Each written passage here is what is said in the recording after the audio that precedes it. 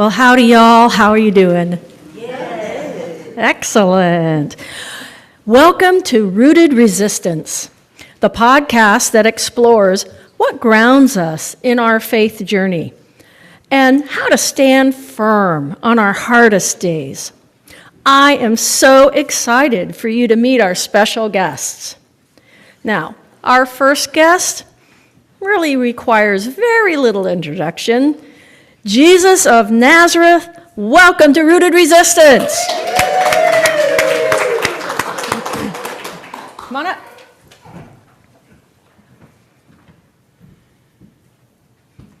Sure. Great to be here with you all.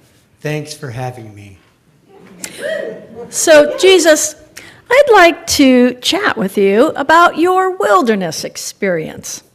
So, I've got to ask, why the wilderness? Well, you know, I'm not the first one to do this. Others have done their time in the desert. There's my ancestors, the Israelites, after leaving Egypt.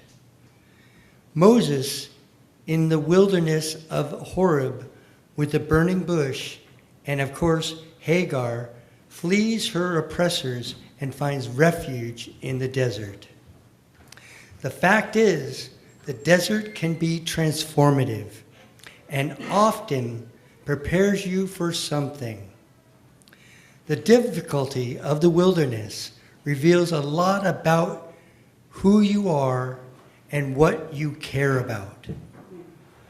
When the usual comforts and distractions fade away, you find the essence of what you can really hold on to. Okay, well, I'll take your word for it. But what else would you like to say to our listeners before you go? Whatever your wilderness is right now, don't give up. Root down. Remember, resistance by trusting the stories and practices that shape you. And the deep truths of who you are. This will help you stay true to God's vision for you. I can tell you, your emptiness will be met with an unshakable presence that has something important to teach you. Oh, you are good. It's such a pleasure to speak with you, and good luck with your mission ahead. So next we have a disciple who was actually there at the sermon on the plain, and he's able to join us to share about it.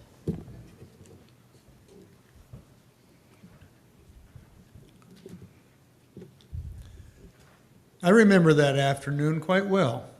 The Galilean plain outside Capernaum was clear and wide. It was a mild spring day, and the air was heavy. Oh, the crowd. They came from everywhere. There were thousands of weathered faces, tired and sick bodies, those burdened with needs we could all relate to. I remember one man even being carried there by his friends. And Jesus didn't make sense sometimes. At this point, I was still pretty new to the group. Every time I thought I understood this rabbi, he turned things upside down, challenging me with a new ordering of the world. One thing you must understand, Jesus was among us, not up on a mountain or a throne. He was right there in it, next to the fishermen and the peasants, tripping over robes. When he opened his mouth to speak, the yells and groans grew quiet. Blessed are you who are poor. Blessed are you who are hungry. Blessed are you who weep. We were all kind of stunned at first. No one in their right mind would call us blessed. It all sounded pretty radical to our ears. Love your enemies? Do good to those who mistreat you? You mean Rome? The same Rome who taxed our land, our goods, our fish, up to half our income? A few folks in the crowd laughed in discomfort. Others started to cry. Unusual as it was, in the end, it was still good news. Mercy is wild and unreasonable, and it can change everything. Jesus was opening our eyes to see the very heart of God's kingdom, full of an upside-down love that disrupts our assumptions. Good trouble. Jesus among us. That's a day I'll never forget. Amen. People, yeah? Amen. Right.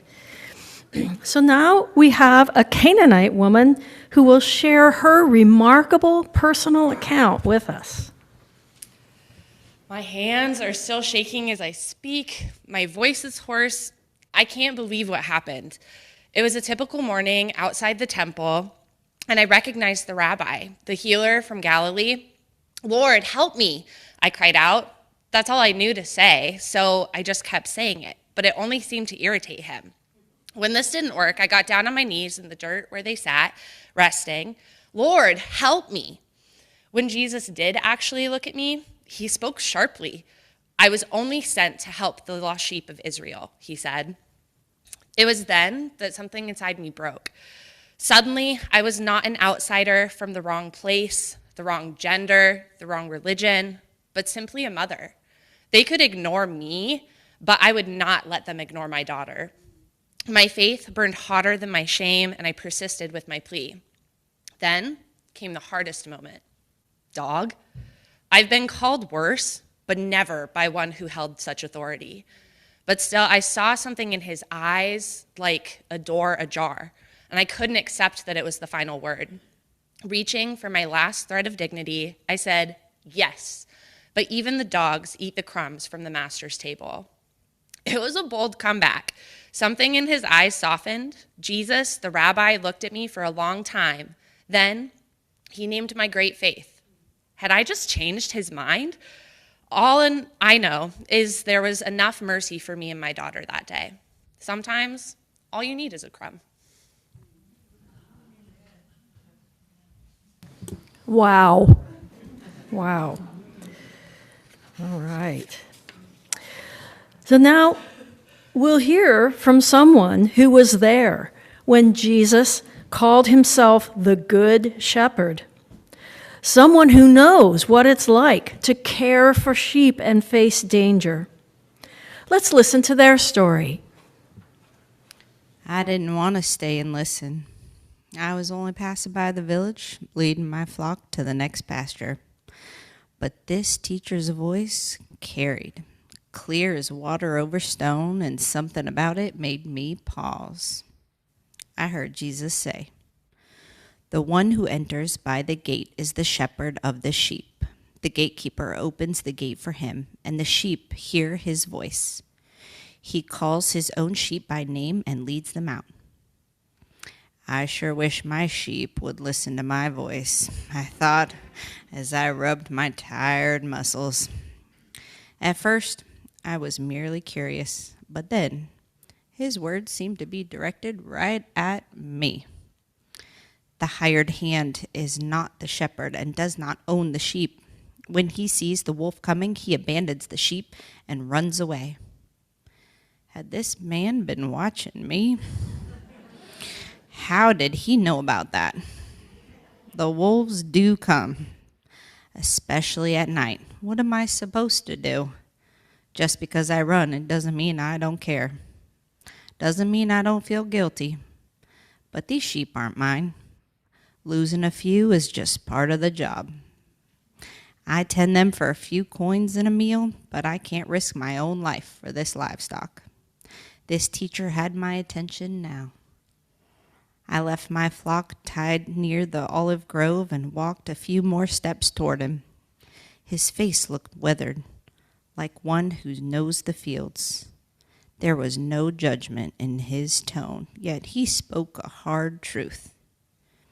I am the good shepherd. The good shepherd lays down his life for the sheep. Who was this guy? Who would die for sheep?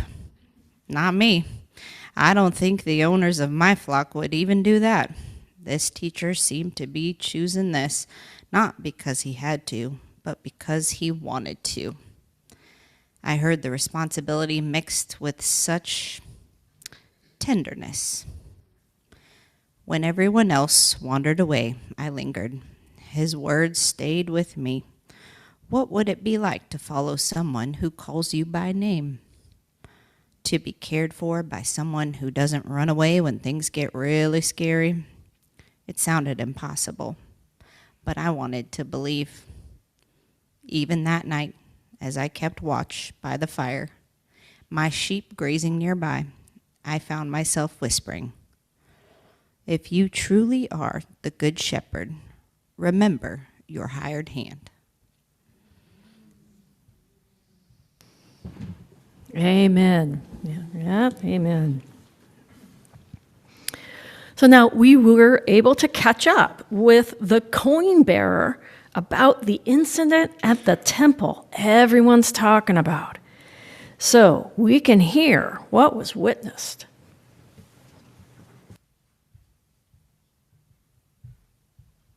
I've been collecting coins all this morning.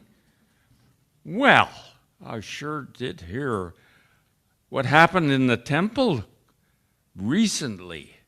The crowd has been stirred up by Jesus of Nazareth, hanging on his every word. So the religious leaders I'm trained with said we needed to have a conversation with him, a test of sorts. I watched in awe as they thought up the brilliant question. You are truthful, and you do not care for what anyone thinks. You are not partial to anyone, but you teach the way of God. Then the zinger. Is it lawful to pay taxes to Caesar or not? Not bad, right?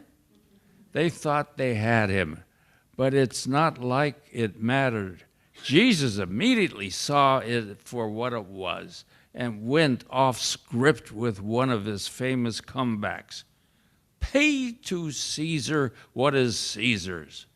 Pay to God what is God's. Now I know we Pharisees have a bad reputation. Some call us rigid, but as respected synagogue leaders of Jewish identity under Roman rule, of course, we have a vested interest in confronting Jesus of Nazareth on this matter to protect the order and preserve the covenants. We live in an us versus them world. Like it or not, we can't be loyal to both the empire and to God, can we? I know we owe Caesar taxes, but what belongs to God? This Jesus, where does he get his power to speak about our laws in this way and talk so freely about grace? He is a clever teller of stories, that's what. But is this Jesus merely cunning or divine? Our religious establishments have been working long before he got on the scene. And from what I've seen, he wants to keep his life. He will have to bow down to Caesar one day. We all know what happens if he tries otherwise. Woof. So lastly, we were able to catch up and listen as a resident of Jerusalem shares her experience of Passover. Well, I've lived in Jerusalem since I was a young girl, and even now with my wrinkled hands and face and silver hair, there's no brown or blonde left, I still love Passover. It's an exciting time.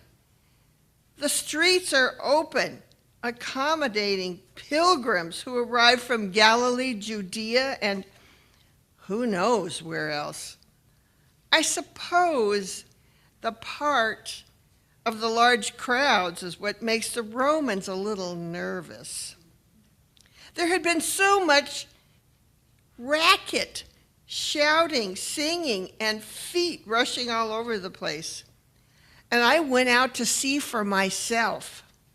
There, a man coming down from the Mount of Olives, and he was riding some kind of animal. At first I couldn't see clearly through the crowd, but I listened. And I heard another man said, "Is that the teacher from Nazareth? I've heard he heals people."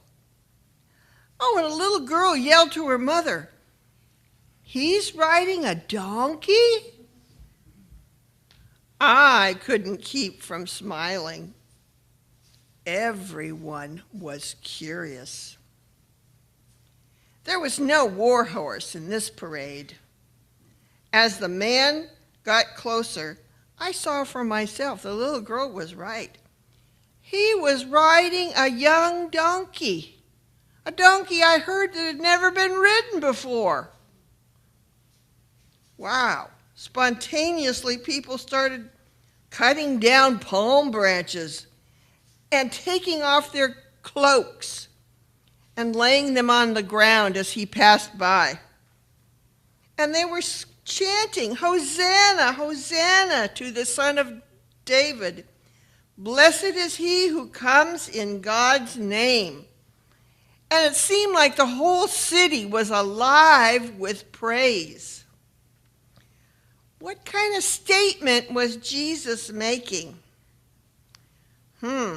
Sometimes I thought it felt like a celebration, but then kind of a warning. As Jesus passed by me, his eyes seemed to see the city like he knew it well. And I thought he looked at me, but then suddenly everything faded. And I saw a glimpse of heartache, compassion, true shalom.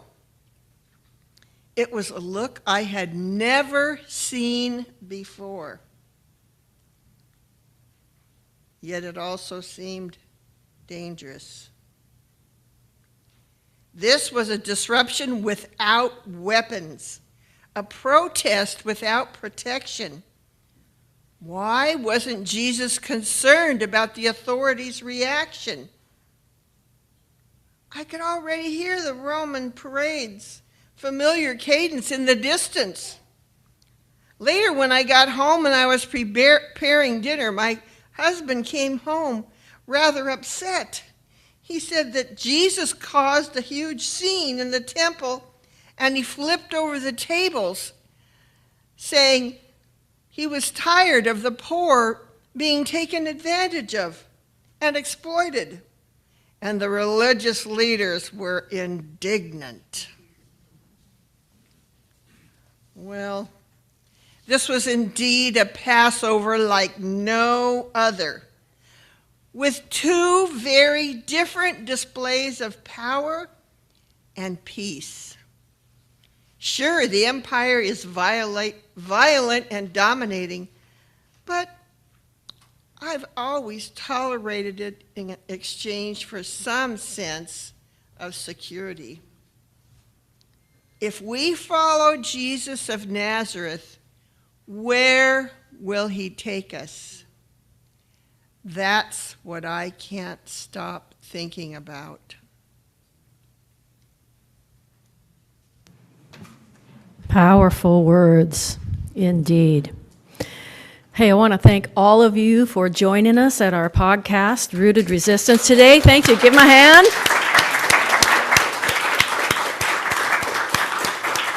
All right. Amen, I'm in. Okay, so we'll go ahead and parade off.